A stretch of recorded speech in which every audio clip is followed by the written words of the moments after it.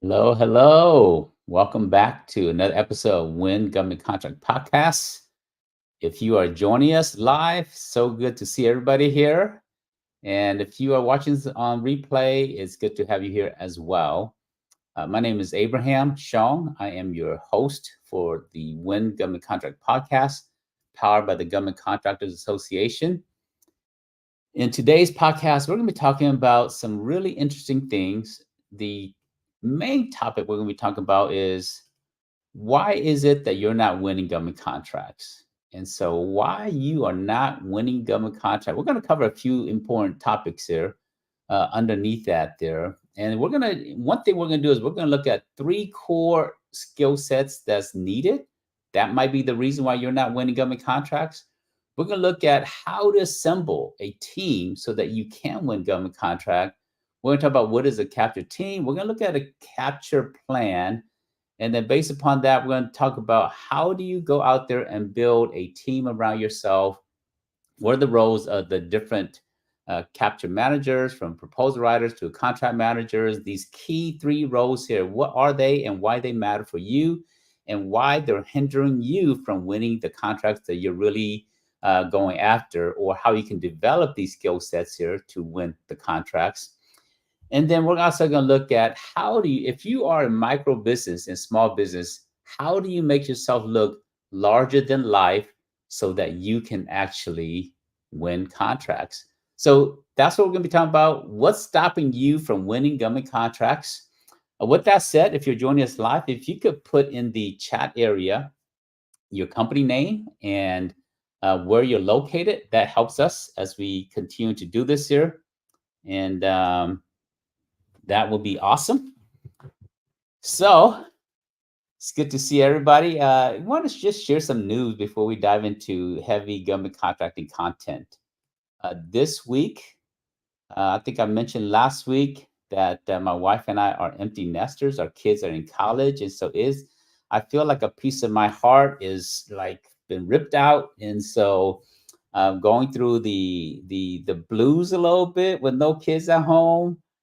For some of you who have kids that's off, I might need some of your advice to stay sane.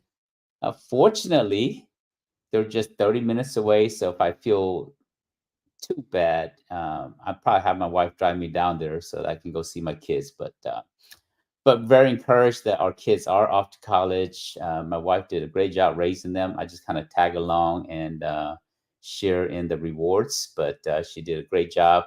I kind of helped, I assisted to some degree, but she did a lot of the hard work. So very proud of my wife raising our kids, and I kind of helped raise them to some degree. And they're great kids. Now, if you have kids, um, they're amazing. But how does that tie to you, right? Your journey as an entrepreneur, as a business owner, starting a company is like having kids, raising kids, and sheltering them, providing for them until they become mature and they can take care of themselves. But unlike having children, when you start a business, guess what? Your business is ugly. Nobody wants to watch your baby. You watch your company. Nobody wants to take care. Nobody wants to feed it. No one wants to nurture it. You have to take care of the baby. Whereas in real life, your children, people will say, "Oh, kids are so cute. Let me come and watch your kids for you. Let me take care. Can I?" Aunts and uncles and grandmas and grandpas wants to come and take care of your kids. Your your business, it's an ugly baby until it becomes revenue and there's profit. Then everybody wants to watch your kids at that point. Everybody wants to be part of your company at that point. But to get it to that point, it is a labor of love. And that's really what we're talking about today. Why you're not winning government contract, because maybe you're not putting in the love that you need to put in so that your business can actually win the contracts that you want to get to. Now, if you are winning a little bit contract, maybe you're not scaling to the level that you want to achieve. I met with a entrepreneur yesterday. He got into the 8A program, won a few contracts, But now he's graduating for the 8A program, and he's really concerned because he can't go after 8A set aside 8A sole source anymore. And I said, what was your plan when you were in the 8A program? He said, Abe, I didn't have a plan. I just kind of like went along and, got one contract and another one, but I just really didn't know what to do next. And so sometimes you're at zero and you're trying to win your first contract. It's very important in this podcast here for you to really learn why you're not winning the contracts you want to.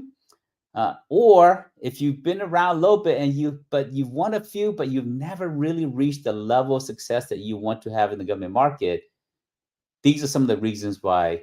And so when I was talking to him yesterday, he said, "Hey, man, you are absolutely right. How can I get the help that I need so that I can implement the things that you're talking about so that I can win the contracts that I need to win, so I can scale my business?" So this is all about scaling your business. And so we're going to start there. Now, we do have some goodies, some giveaways. Every single episode, we're going to do some giveaways. And so if you stay to the end, you will be one of the lucky people that receives the giveaway. We want you to receive there. We give goodies all throughout the podcast here. So just by being here, you're going to get some goodies. But we got some additional goodies and giveaways for everybody that stays to the end. We're going to do a special drawing right here live with all of you here so that you can get that the goodie there. So let's dive in. Why is it that you're not winning the contracts that you want to win? So let me kind of share with you specifically. And let me 1 second here. I am going to, I'm testing something new for the first time here. So not sure how it's going to work out, but we'll figure it out. So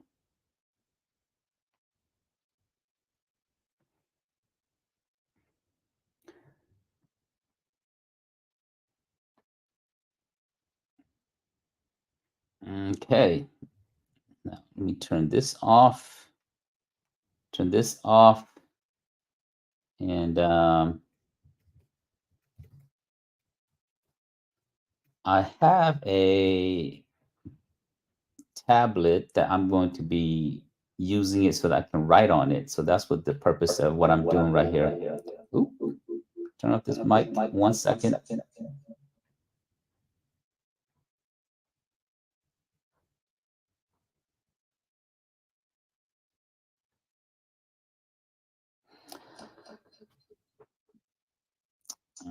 Still here, echo. Unfortunately, I didn't test it earlier, so that's my bad, everybody.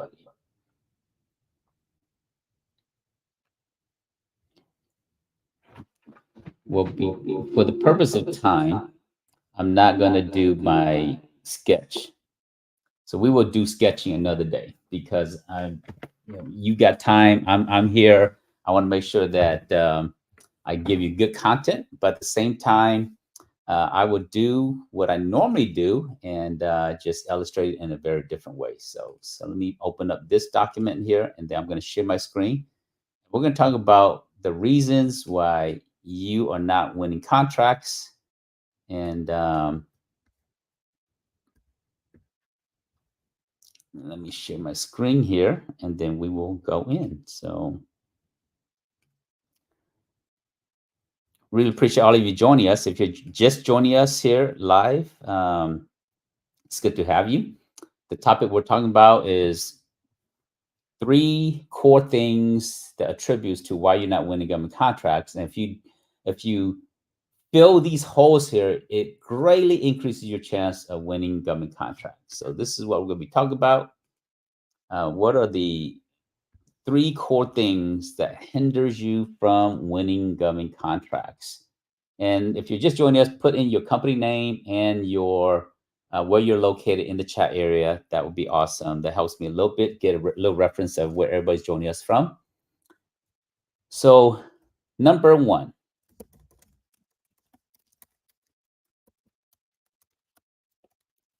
Number one, why you are not winning contracts.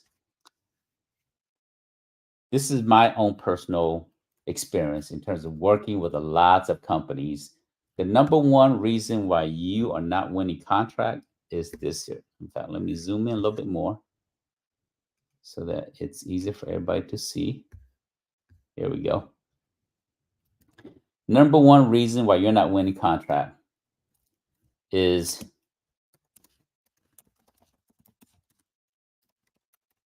your proposal stinks. Now, I'm saying it in a nice way, but if your proposal is one of the reasons why you're not winning government contracts. Some of you are great writers. Some of you are really bad at writing. Some of you, you're really technically good at what you do. But when it comes to writing, you're like, hey, man, this is not my area of strength. And so proposal writing is one of the great hindrance that stops businesses from actually succeeding in the government market. Part of it is you don't understand, or you need to learn more of what is really what proposal is writing about. I'll give you a few quick tips about this, sir. The first thing about proposal is proposal writing is creative writing plus technical writing. It's not just technical writing itself. So, for example, if the government says we want A, B, C, you can't just say, I will give you A, B, and C. That's part of the technical side, right? You say, hey, you want this, I can give you that. But the persuasion side is you have to go into the why. Why should they choose you out of all the other companies that is submitting a bid? So you're losing contracts, not winning contract because your proposals are bad. They're not up to par. The other thing about proposal writing is this here. Don't give the government more than what they ask for. If the government says, I want A, B, and C, don't say, I will give you A, B, C, D. They only want A, B, and C. Don't give them A, B, C, D. That makes you that makes it appear that you don't understand what the requirements are. Makes it appear that you might charge them more than what they're asking for. Now, if you do, if there's a better solution and you want to provide an option, then you can say, I will give you A, B, and C, but there is an option at no extra cost to you to do D. Now you can do that, but if they want ABC, you just give them ABC. If you give them anything more, you have to say these are at an option, and there is no additional cost, and we can discuss why we're adding this component, even though it's not part of your requirements. Now, if you do that, they say, "Oh man, we love your proposal because you're giving us more than we asked for, and you're actually a technical industry leader, and you're actually giving us the value beyond what we thought we needed." So that's one way you can add additional value, but make sure you phrase it properly as it relates to that. So, and there's a lot of other things we can talk about proposal, but today's class is not about proposal writing. Um, so you're not winning contract because your proposal stinks. And how do you overcome that? Well, really, the first key person that you need is a proposal writer, right? You need a proposal writer, and who can write persuasion into your technical proposal. Again, many of you are really technical, but you're not necessarily a creative writer. And the way you persuade a contracting officer, a program manager, a supervisor that's reviewing the source review board that's reviewing your proposal, you have to persuade them through words, through graphics, through illustrations, and so forth.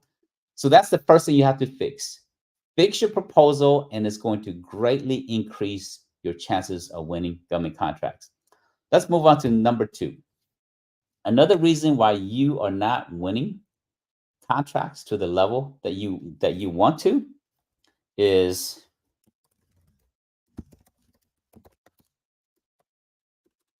you don't understand capture management. That is the reason why businesses don't win government contracts. because you don't understand capture management. Now, some of you are like, okay, hey, Abe, I know exactly what capture management is. Some of you, you're like, what is capture management? And I'm glad you're here, right? Because that's what we're going to talk about for the, in this part of it here. Capture management is business development. It's sales. It's the sales cycle. It's the life cycle of government contracting. We don't use the term sales or business development, or we use the term capture management.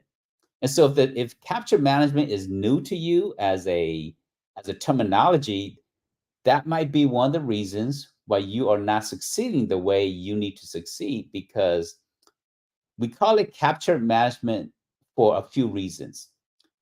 Capture management exists in enterprise, in the private sector as well, but it's mainly around government contracting. But in the private sector is more for like long cycles of buying. So for example, if you are selling election right now, we're in an election cycle right now. If you're selling election equipment, counties and cities and agencies, and they're not going to buy that every single day. So it's a long buying cycle, and then maybe every six years or every 8 years they renew their election equipment. They update their technology. So that's a long buying cycle. So there's capture management around some industries in the private sector. In the government market, we call it capture management because at a typical life cycle of when somebody wants to, when there's a problem and there's a need, that's about 3 to 6 months before they actually, we have a problem, we need to put a solicitation together, and then we need to find someone. They have to submit proposal, we have to read it, we have to choose it, we have to set a kickoff date, they have to come meet us on the kickoff date, and then the project starts. 6 months is normal. Now if it's bigger projects, it could be 9 months, it could be 12 months, it could be 3 years in the planning before something is actually awarded. Now, that doesn't mean that you can't win contracts today. Now, there are micro purchases, right? There are credit card purchases. There's what's called SAP, Simplified Acquisition Procedures. So there's SAP, and these things, it could be done in a very quick manner. Purchase order can be a contract officer picks up the phone and say, hey, I want to buy this here from you. Very easy. Credit card purchase, micro purchase, very easy. SAP is 250,000 or less, and contracting officer has to make every effort to award it to a small business. So you do quotes on that, and not necessarily a lot of proposal writing, a little bit of writing, but not a lot of proposal writing. But you're not winning contract because you don't understand capture management, because capture management is the life cycle of the procurement process in the government contracting marketplace. So let me dive a little bit deeper into capture management.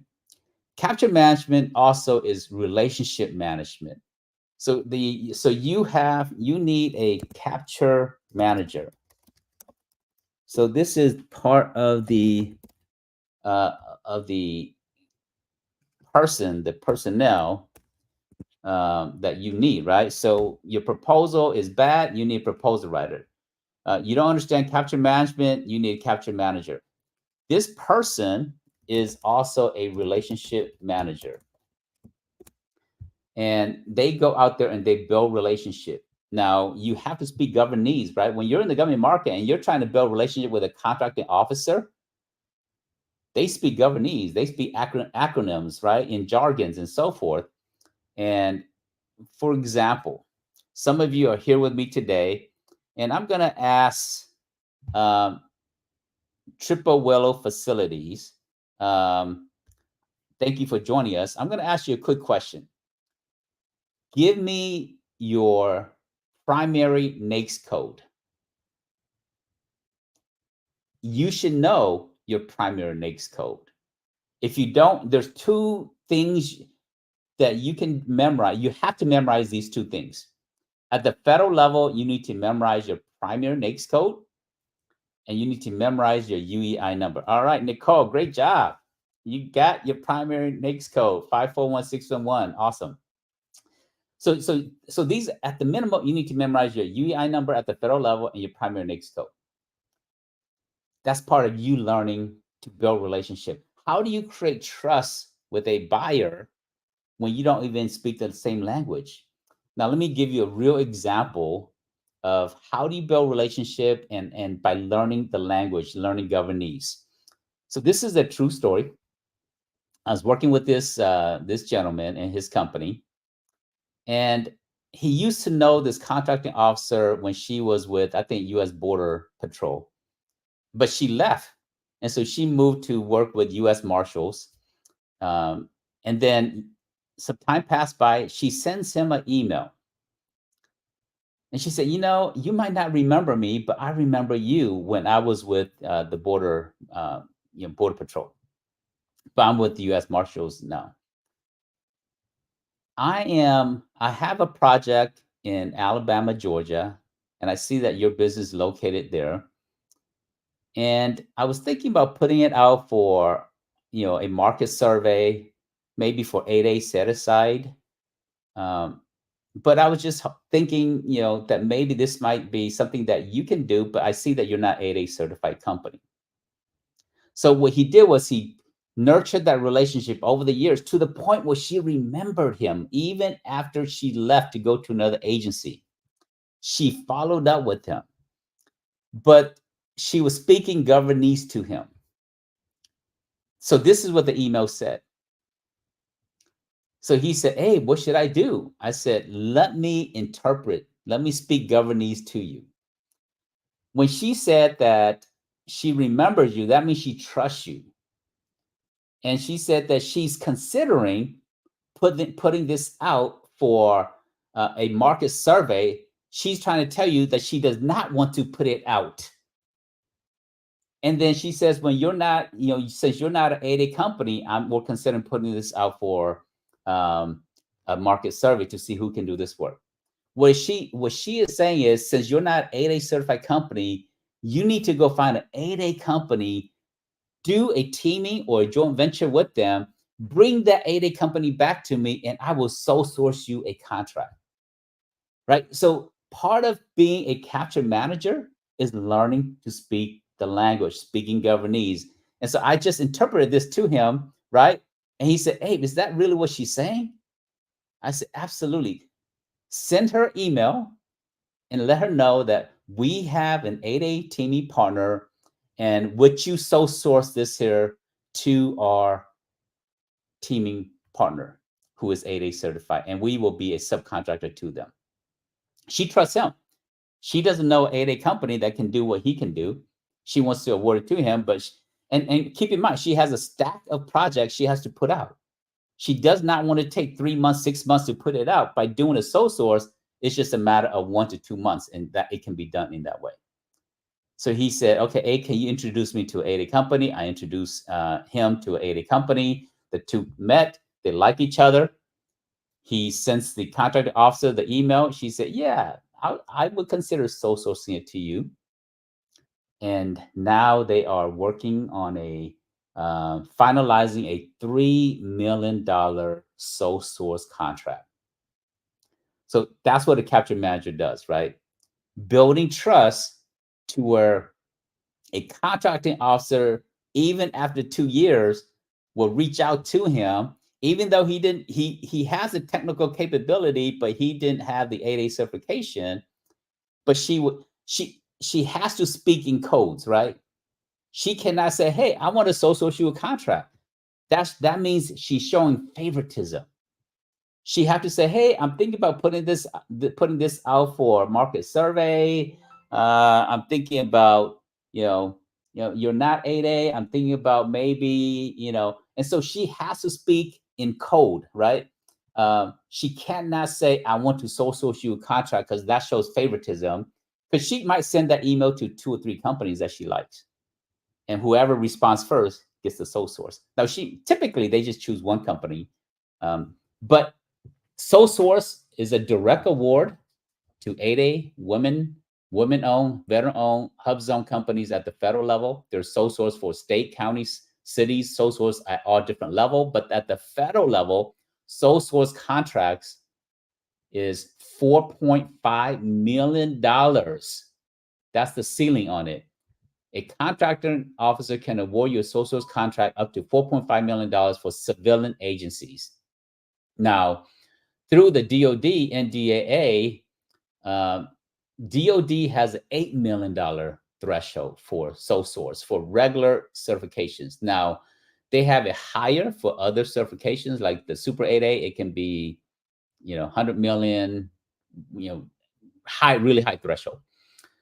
But for most of you, now if you're saying, Abe, I don't have small business certification, don't worry, right? I just gave you the example. The company I was coaching, they didn't have 8A certification. I connected them to an 8A company and they went out and did the project together. So $3 million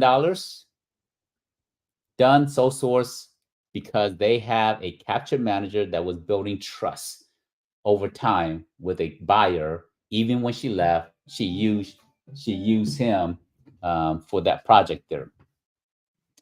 All right. So number 3, we talked about number 1. You're not winning contract because your proposal stinks. Number 2, you're not winning contract because you don't understand what capture management is. Number 3 is this here. Let's get down to number 3. You're not winning contract because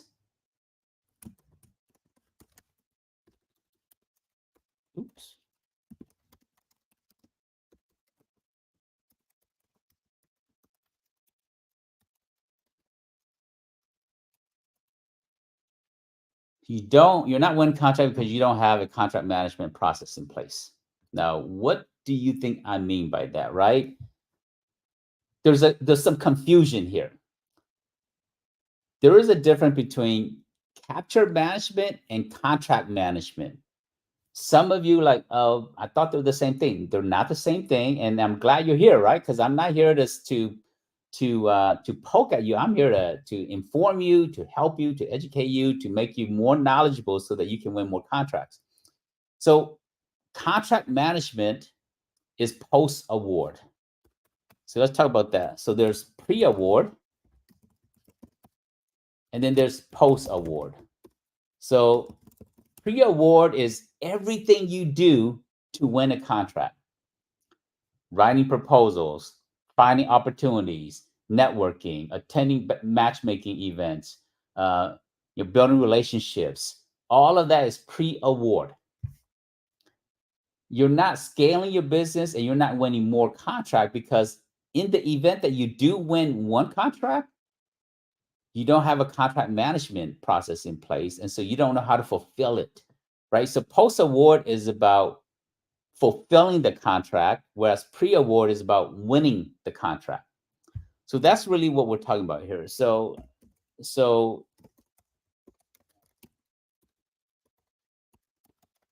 now if you do post-award correctly, right? Post-award is about fulfilling. So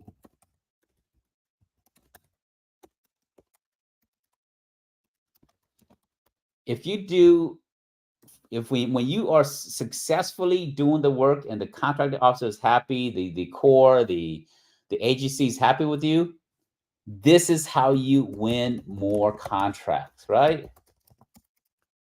That's how you win more contracts.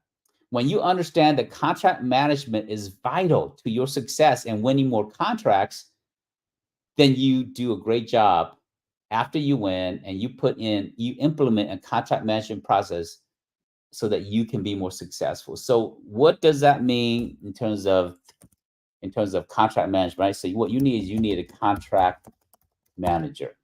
So these are the 3 key roles that you need in your business. You need a strong proposal writer. Some of you, that's you. Some of you, that's not you. You need a strong capture manager. This is your sales, business development, relationship manager. And you need a strong contract manager. This is someone who's going to manage the contract, almost like project management, whereas project management is the person in the field executing the work. The contract manager is the person that's managing the process and making sure that the project is going well, making sure that you're in compliance, making sure that all the T's are crossed, the I's are dotted. And if you do that well, guess what's going to happen? The contracting officer is going to say, hey, I've got another project coming up. Would you be interested in it? Now, again, they won't say exactly like that. They will say, hey, we have a forecast project and we're thinking about putting it out for market survey or market research. If they're saying to you something like that, they're speaking to you in codes, right? Remember, I interpreted for you. They're saying, I want to sole source you a contract. I'm giving you information ahead so we can discuss it. So you can say, oh, can you sole source that to us? Now, because if you ask, they're not offering anymore, right? They're just speaking hypothetical. If you say, oh, would you be interested in sole sourcing that to us since you love our fulfillment, you're happy with the contract, you're giving us a great CPAR rating, and so you do well, you win more contracts. So these are the three key roles you need: proposal writing, capture management, and contract management. And these are the three people. Now, if you have these people, awesome. That means you're going to stand a greater chance of winning contracts. If you don't have all three people, then you absolutely need these three people here to strengthen your chances of winning contract.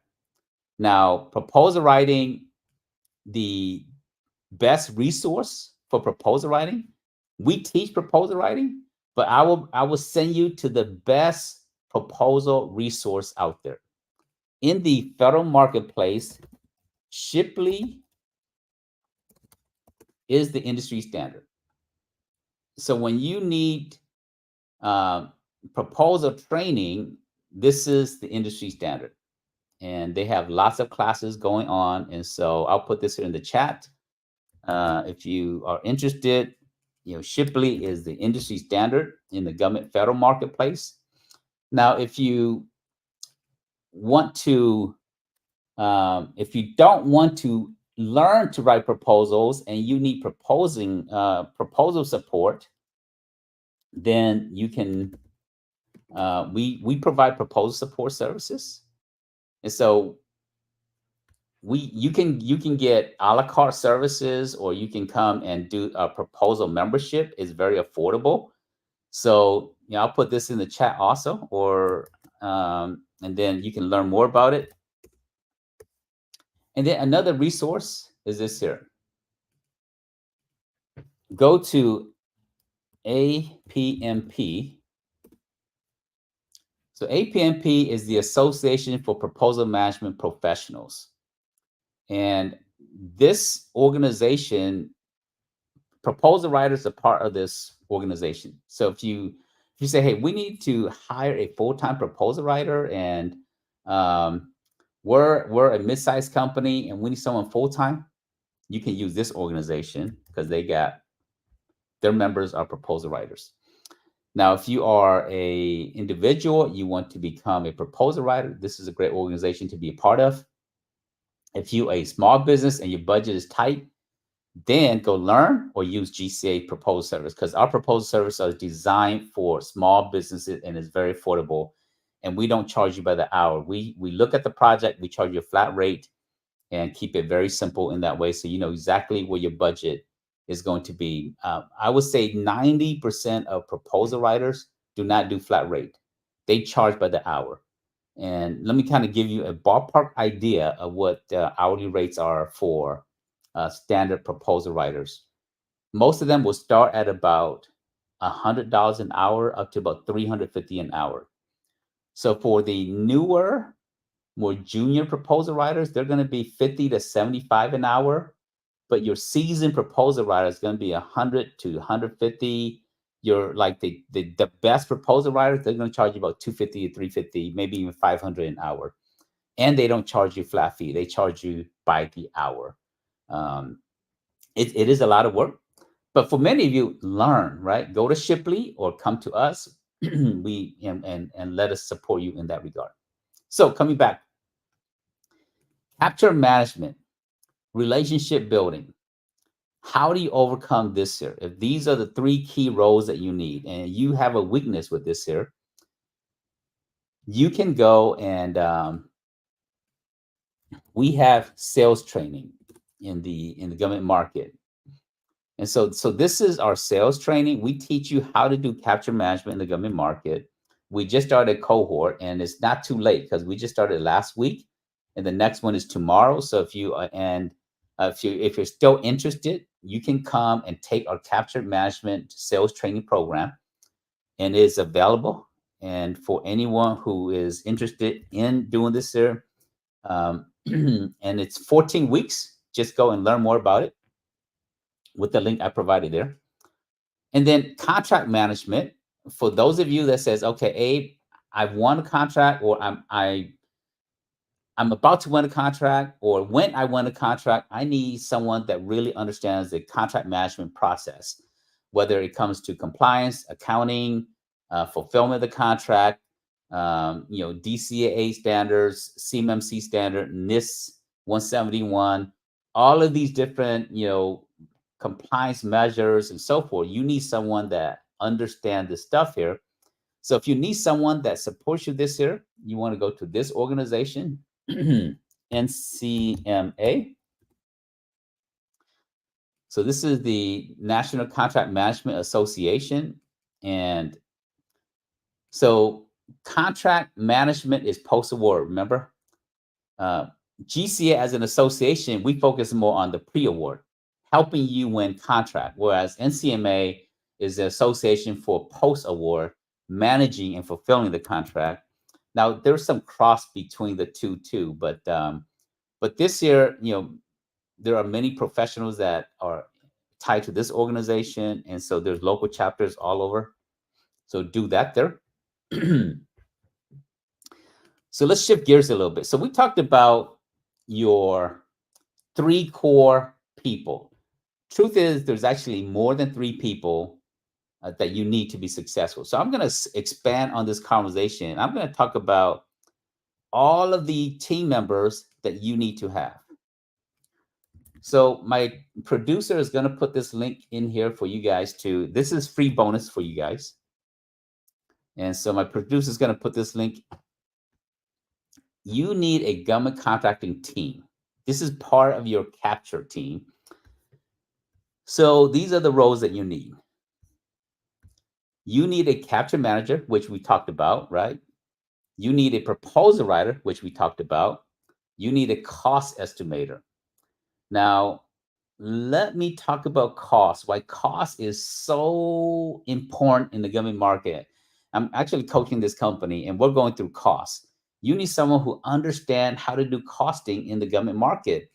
And this is a real example. All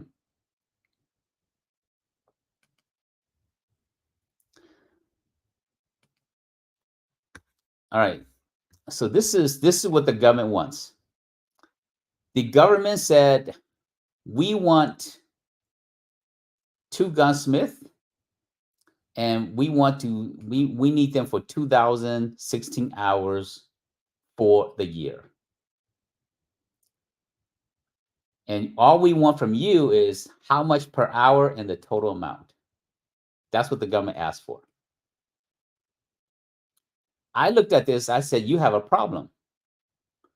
And they said, what do you mean we have a problem? Why? Because 2016 hours, that means there's some overtime hours in here, and you cannot charge the government overtime for all of these hours. So you can't, you have to split between your regular hours and your overtime hours, and you have to give them a blended rate. They said, well, what do you mean by that? And I said, well, I'm going to break it down for you guys. I'm going to pull up my calculator here.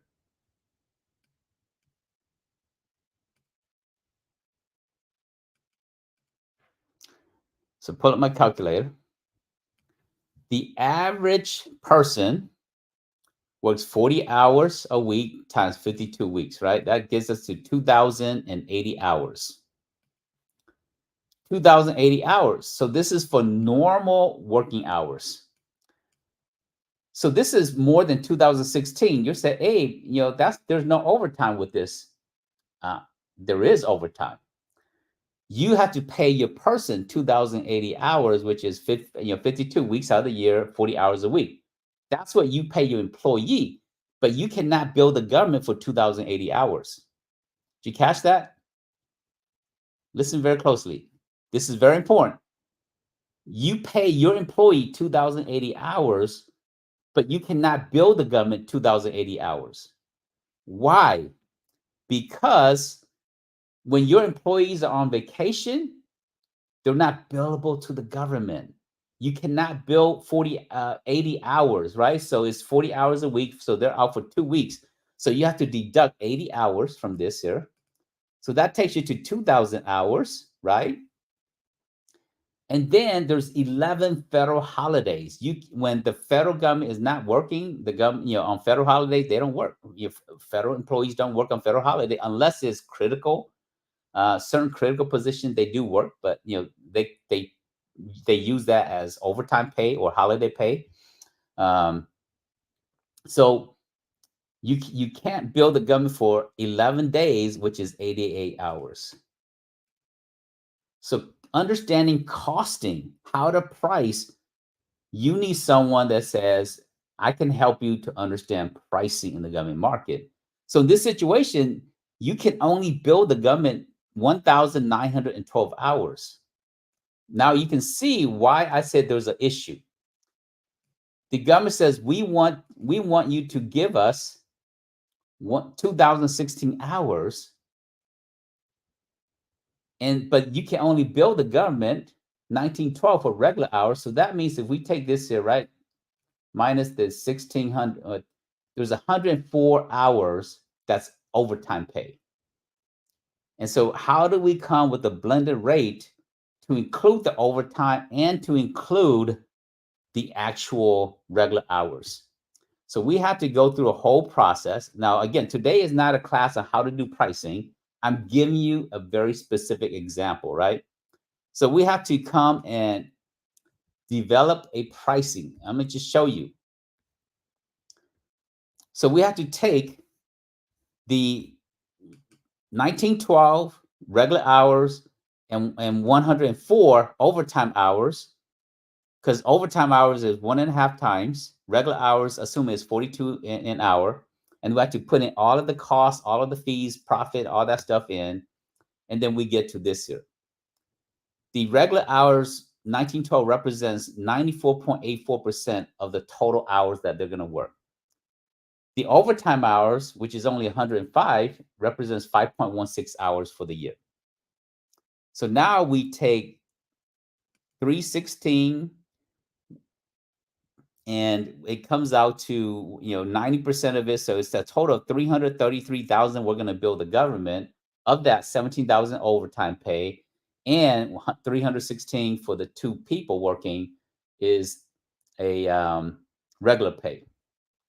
What that means is this here: our standard rate to the government, including overtime, is 82 and 79 an hour. Now, if we come here, our regular, if we just bill the government regular, is $80 an hour, or if we bill them overtime, is 121.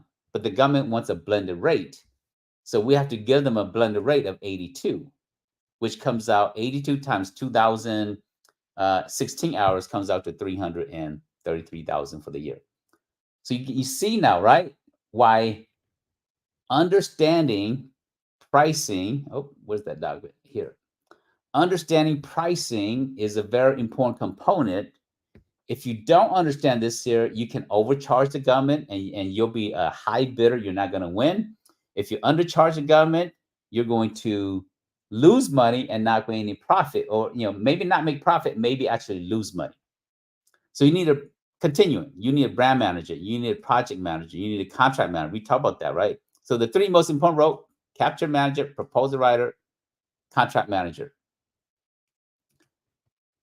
But the other areas are very important as well. Legal team and compliance officers. Now, this is the other reason why small businesses are not winning government contract.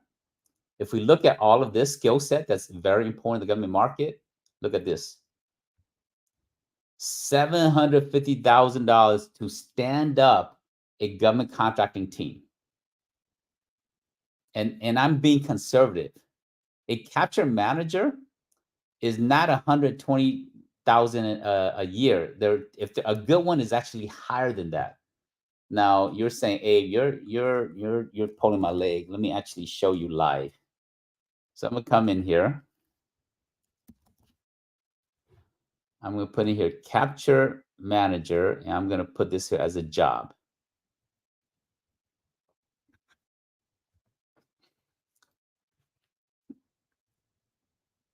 Capture manager 212. Capture manager 150,000 a year. And look at this here. No application, right? They're paying 150,000 a year and they have zero people apply. Zero. Paying 212,000, zero applicants. Very, very, very powerful skill set, and very few people know how to do capture management. And so acquisition. Okay, so this is a little bit more the junior side. Capture manager, 200,000 a year plus bonus plus commission, zero applicant. So what I'm teaching you is I'm saying that I'm putting a budget for capture manager 120,000. That's really conservative because they can be a lot higher. Plus, you got to pay them commission. And so you need $750,000 to build a government contracting business. That's why you're not successful. So how do you overcome this? Guess what? If you're a solopreneur, you are the capture manager. You're also the CEO. You're also the commode director, right? You pick up the trash, you clean the toilet, you wear all these hats. So you need all these skill sets. You have to come and say, I need to learn how to write proposal. I need to learn about cost estimate. I need to learn how to build a brand that's going to create trust. I need to do project management. I need to do contract management. Very, very, important skill set. And that's why a lot of us struggle in the government market. And I'm so glad that you guys are here with me because that's what you're learning, right? You're learning that I have to wear all these hats to be successful in the government market. And yes, you do. You have to wear all these hats to be successful in the government market. Let's talk about one other last thing here, and then we're going to open up for Q&A, and then at the very end, we're going to do a giveaway. I've got 2 giveaways today. And so we're going to be doing 2 giveaways today, and I'll tell you more about that in a second. So last thing I want to talk about is we have this tool here, and this is our Gov Fast Track software. If you want to learn more about it, my producer is going to put the Gov Fast Track software into the chat. This is govfasttrack.com. And one of the for everybody that stays to the end, you get a bonus. I'm going to give you a capture management plan. I'm going to show you what that looks like.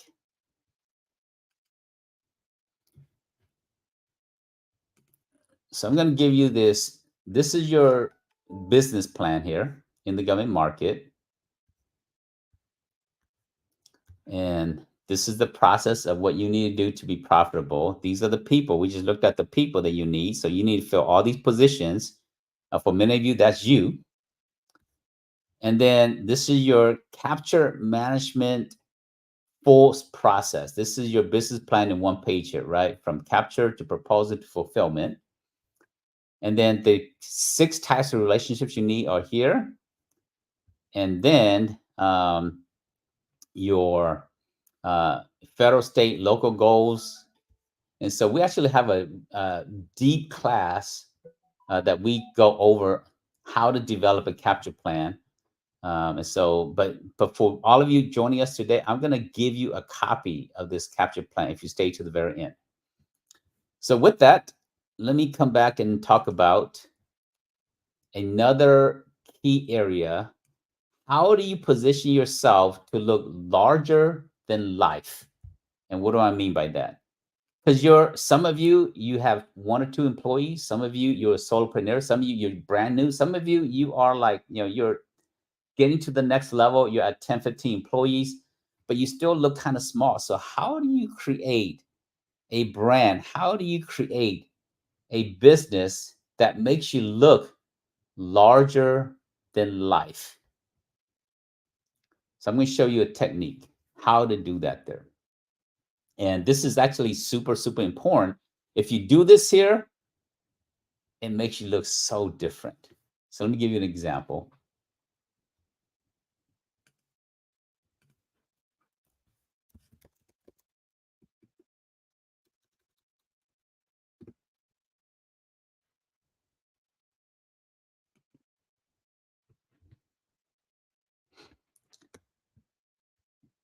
So this is George. George has a small business. He's a solopreneur. He came to me, he said, hey, man, I need to small business. I've been trying this here for 3 years. I just haven't really haven't really won the contracts that I want to win. What do I need to do? I said, George, because you're a solopreneur, you need to look bigger than who you really are. So he went out and he says, okay, I need to do something. And I'm going to go and build a team around myself. So he went and built a board of advisor. Now, he asked me to be on his board of advisor. I can't be on everybody's board of advisor. So, but he went and talked to Sean. And so Sean said, yeah, I'll be on your board of advisor. Jerry says, yeah, I'll be on your board of advisor. Richard, yeah, I'll be on your board of advisor. Jennifer, yeah, I'll be on your board of advisor. This is just a CPA, right? He said, hey, you're my CPA. Can you be on my board of advisor? So now when you come to his website, man, he looks like bigger. He looks like a mature company because he's got all these people on his board of advisor. A few things that this does.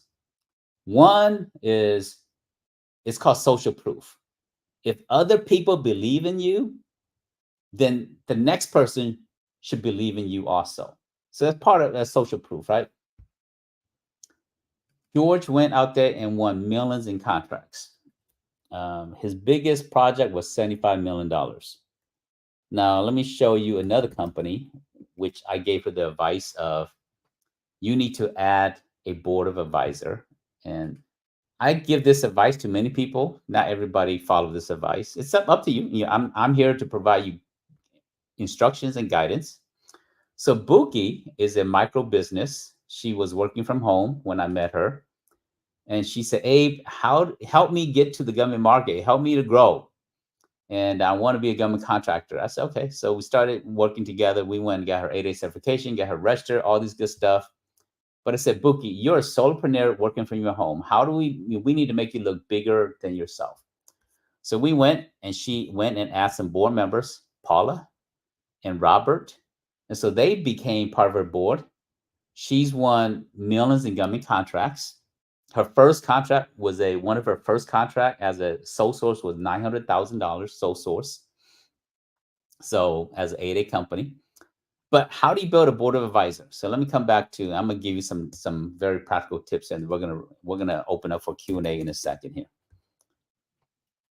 So your board of advisor is not the same thing as your board of directors.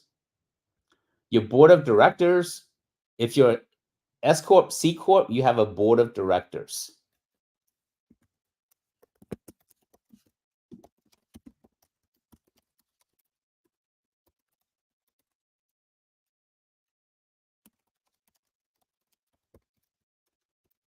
Right? If you have a C Corp, S Corp, you have a board of directors. If you have an LLC, you have member directors or managing directors. Sometimes, a few different terminology. Sometimes they call it managing member. Sometimes they call it member director. Sometimes they call it, a few different terminology. But LLCs, this is for C Corp, right? You need a board of director. For LLC, you need member directors. And again, sometimes you call it managing members, and that's fine. A board of directors is not the same thing as a board of advisor. What I'm talking about, whereas board of directors and managing directors, they can fire you from your own company. That's not what I'm talking about. I'm talking about a board of advisors, and their number one role, guess what? Give is to give advice, right? That's the name, their namesake. Board of advisors, they give advice. So there's 4 types of characteristic you want to look for in a board of advisor. Number 1, you want to look for someone that have expertise or skills that you don't have. So if you're not really good at managing finances, you might want to go and talk to your accountant, your CPA, your financial advisor, your personal financial advisor that talks to you about investing in stocks and stuff like that. You say, hey, you know what? I'm growing my company, and you know, I would love to consider you as part of my board of advisors. I'll come back and talk about how to set that up in a second. So you need someone to have expertise. If you're really bad at relationship development, you need someone who's good at that. If you're not that great with certain areas, you want to find someone that have expertise or skills that you don't have. Now, the second type of a characteristic you look for is you want to look for somebody that have relationships that you don't have. And this is they're highly connected, right? These are people who are just networkers. They're highly connected. You want to find someone who's on your board of advisors that just really connected, have relationship. You also need someone on your board of advisor that have money. In a different word, they're millionaires, right? So you want somebody who's a millionaire. Now, there is a terminology or a phrase we always use, right? Your net worth is based upon your network, right? If you don't know any millionaires, you really don't understand what it means to be a millionaire. So you want to make some friends who are millionaires, or you want to stop hanging out. If you're hanging out in certain communities or certain area of town or certain social circle, and your social circles, you don't know anybody who's a millionaire, then that means you need to not necessarily ditch your friends. You need to make new friends, right? Because I'm not talking about leaving your friends. I'm talking about making new friends. New friends, it might be learning to golf. It might mean instead of going to certain places, go to places where high net worth individual hang out. That's how you're going to make new friends, right? There's a few quick tip in terms of how you meet people with high net worth. Now, this is because some of you don't like going golfing, right? In golfing, there's a lot of high net worth people golf. The average person, a few will enjoy golfing, but usually golfing is more for high net worth individuals. So talk about where can you go? Go to the club. Go to the club. Now, I'm not talking about a dance club, or I'm talking about something like the Buckhead Club.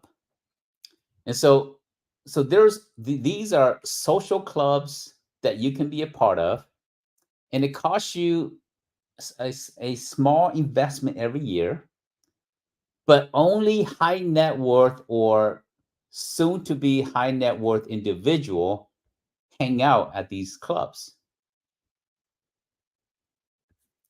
Where's the website?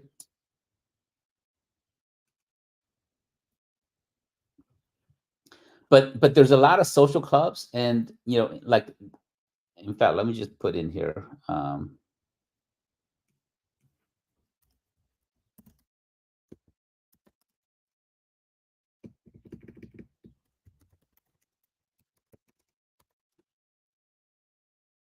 So there's a lot of different groups out there. In fact, there is a group where you join this club, and it opens up all of the other clubs around the country for you.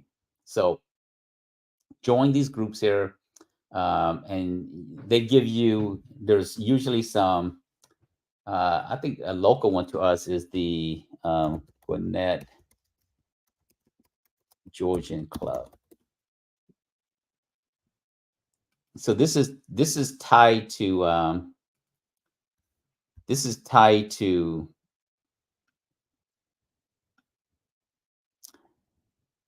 the Gwinnett Chamber of Commerce, which is a they have like the most amazing restaurant, lots of high net worth people there, and then average, everybody else also. But so my point is this here: hang out where millionaires hang out, and that's how you meet other high net worth individual. Now, you yourself might be a high net worth individual, but you don't have all your friends are not high net worth individual. You need to grow your friendships. The last item I want to talk about today is this here. We talk about four characteristics that you want to look for in a board of advisors: expertise, relationship, money, and someone that have time. You only have 24 hours in a day. Find someone that have time. Maybe they might be semi-retired and they want to do something with their time. And if you ask them to be on your board of advisor, they can come say, "Yeah, I'll come and help you. I'll give you 10 hours a week to help you with your business." You say, "But I'm a new startup. I don't have money to pay you." They say, "Oh man, I just want to help you." Successful people usually can volunteer, they can help, they can be your advisor. Most advisors don't necessarily get paid. In fact, I'm not talking about paid advisors. Typically, board of directors and member directors usually have compensation. Uh, Board of advisors usually do not have compensation, uh, although you can't pay them. The way you pay them is anywhere from 1% to 3% of equity. So if you decide to do that, you can pay them for their time and their expertise, but you only give them equity if they are going to put time in. They have a lot of these. One person can have all four. One person can have just two of these or three of these, or one person can just have one. If they are going to actually put anywhere from about 5 to 10 or 15 hours a week to help you with your business, then you want to consider offering them some equity in your company. But there's a proper way to structure this here. And so we will discuss how to structure equity in a different day. But these are the four things that you need. So last point as it relates to board advisor is this here. How do you build your board advisor? You want to look for these four characteristics. Then what you want to do next, like for example, you want to have someone on your team that understands proposal writing. You want to have someone on your team that understands um, that has relationship with other people. And so if you have a problem, you can say, "Hey, I've got good news and bad news." You call your board of advisors together. I have good news and bad news. The good news is we just won $1 million contract. The bad news is I need $100,000 to get started, and I only have 10,000. So you go to your board, and the person that have relationship, they say, "Hey, I can introduce you to my bank. I can introduce you to my friend who, who has some extra money, and they can, if you're willing to do a loan, they got money sitting around, right?" That's what the relationship person will say. The money person said, "Well, all you need is $100,000. Are you willing to, sign a personal guarantee on it? I can lend you $100,000, and if are you willing to do some interest on it?" So so you use that, right? You don't ask them for money. Don't go to your board of advisors that have money and say, "Hey, can I borrow money?" That's not why they're there, right? They're not there to lend you money. They're there to give you advice. But the way you get money is by asking for advice. So how do you build this team? First, don't meet a total stranger and say, "Hey, can you be on my board of advisor?" That's not what you do. Don't go to somebody that you haven't talked to in 10 years and say, "Hey, man, I was just thinking about you. I was in this class and they said I need to build a board of advisor. And I was thinking about you. Can you be on my board advisor?" That's not how you do it. What you want to do is for someone you just met, you say, "Hey, can I buy you coffee?" Hang out with them, meet once, twice. And then if you think there's a fit, then ask them. Or someone you haven't talked to in 10 years, the way you do it is, "Hey, I was thinking about you these last few days, and we have seen it in each other in a long time. Can I buy you coffee so that we can just get caught up?" and get caught up with them. And then maybe after that, you ask them, but this is how you ask. Hey, I'm growing. Remember we met and I was telling you about how I'm growing my business in the government market and I want to build a board of advisors. And it would be a great honor if you consider to be on my board of advisor. And so you ask something like that. Most people who are successful, they want to help you. So with that said, um, it's time to do our giveaway. And um, I will open it up for any questions as well. So we're going to do the giveaway. What are we giving away? We're giving away this here. Let me pull it up.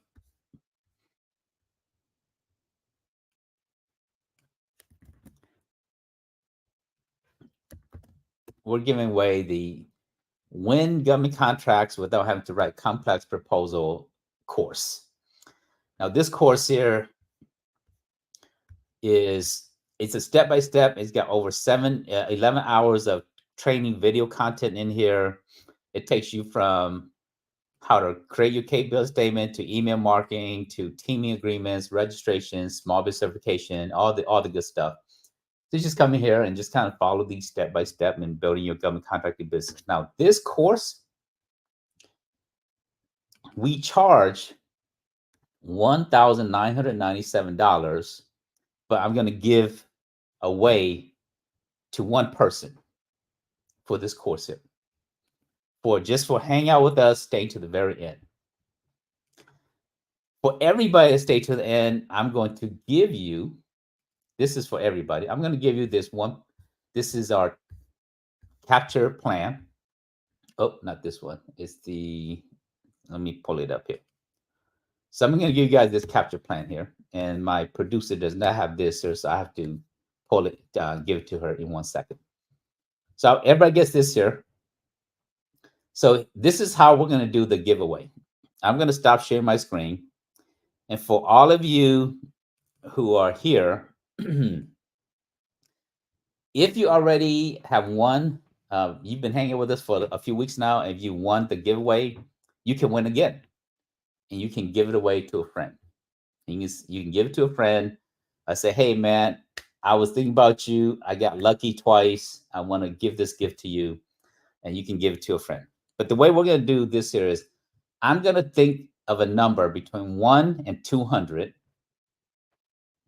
1 and 200. And then all you have to do is put the number in the chat. You try to guess what my number is. Now, the only thing I ask from you is to come to one of our upcoming events. We have an upcoming free event tomorrow. That's the only thing I ask of you is come to our upcoming free event. We do free classes all the time. The live podcast, I give you a lot of good stuff, but we also have a lot of other classes that we do. So my producer is going to put the link to our free event that is coming up. And it's a class where we really help you to get started in the government market. And so my producer is going to put that, and that's the only thing I ask is come to a free event. The number, I'm thinking, I want you to go ahead and right now put your number into the chat. All of you who are still here, you can participate. Put a number into the chat, and then I'm writing down my number right now. And if your number is the closest to my number, then you win.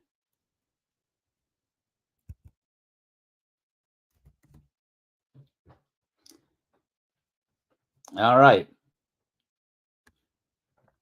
Free giveaway. Everybody gets a chance to win.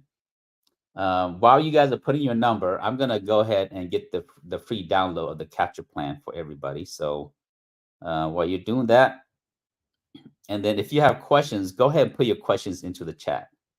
So when I come back, I can answer some questions before we wrap up here. So.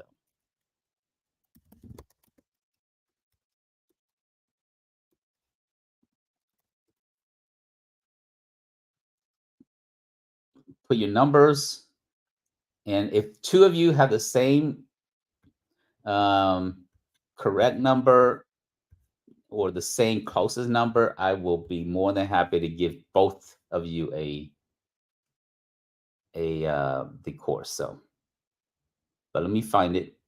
Let me find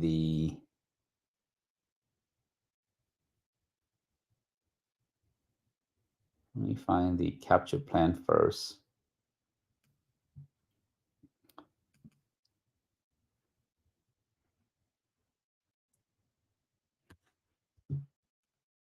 All right, where's my capture plan? Any questions? Anybody have any questions?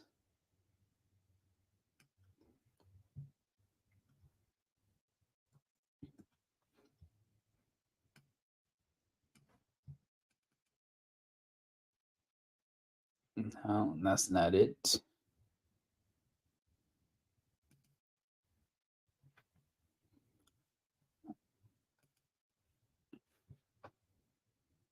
All right, so let's do the giveaway. Since so let me share my screen. And so my number is this here. My number is 167. So let's see here. So we got 175. 175 is very close. Okay, I think that is the winner.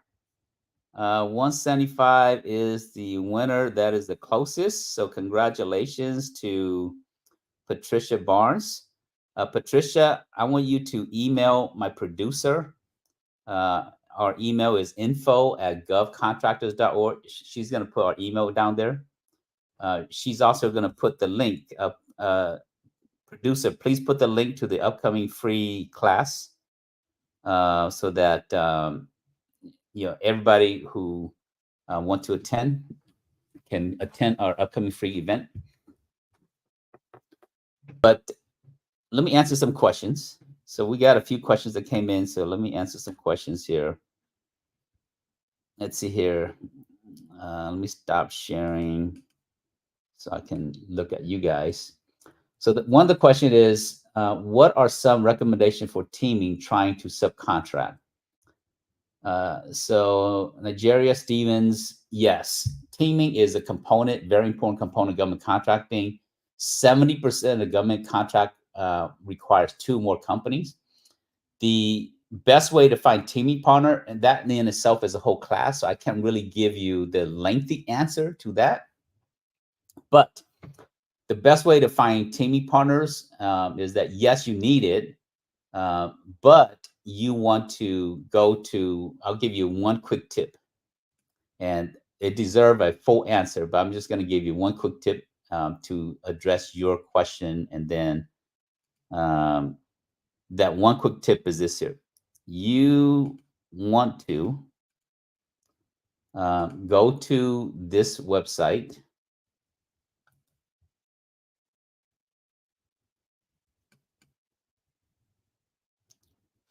Where is it?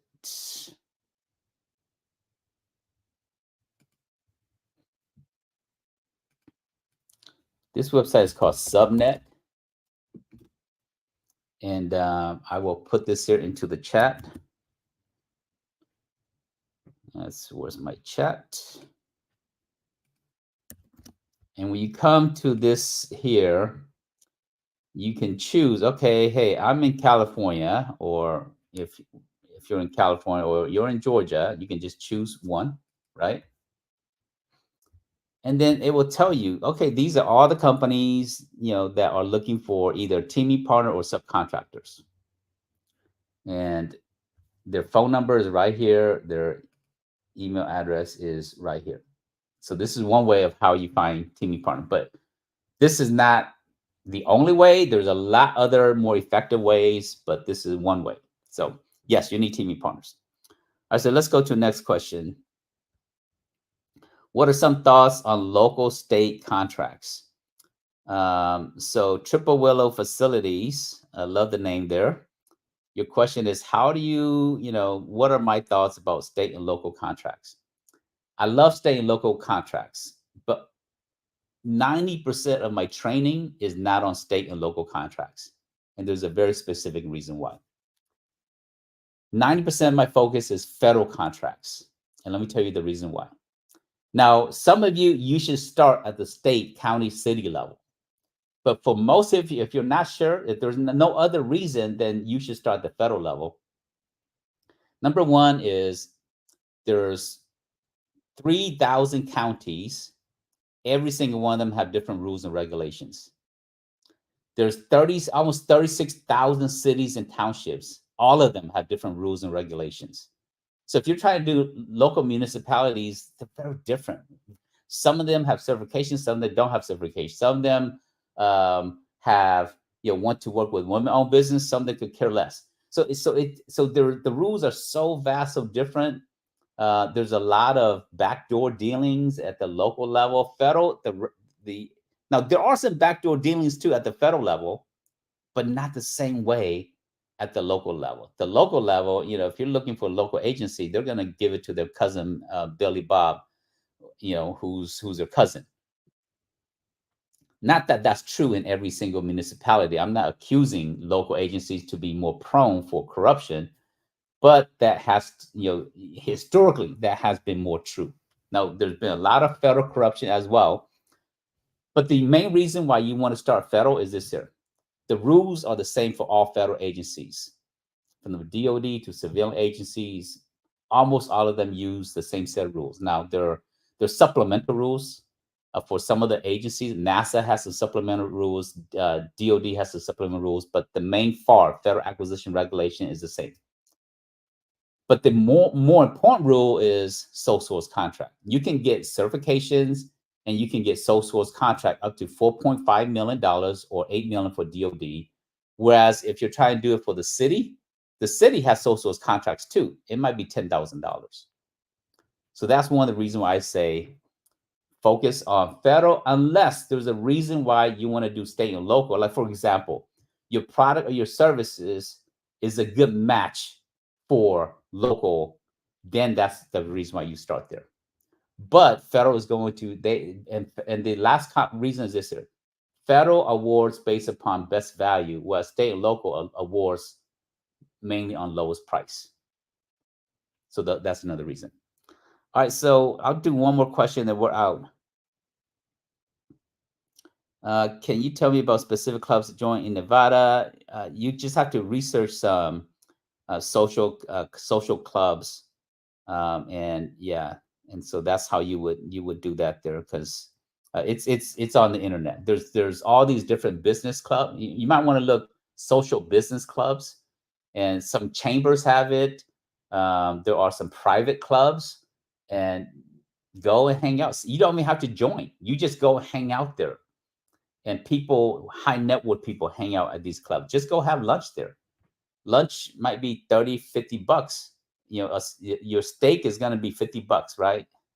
But it's a $50 steak, but the people that's there are high net worth people. So hang out at these places here. So with that said, I don't have the time to look for my document. So if you guys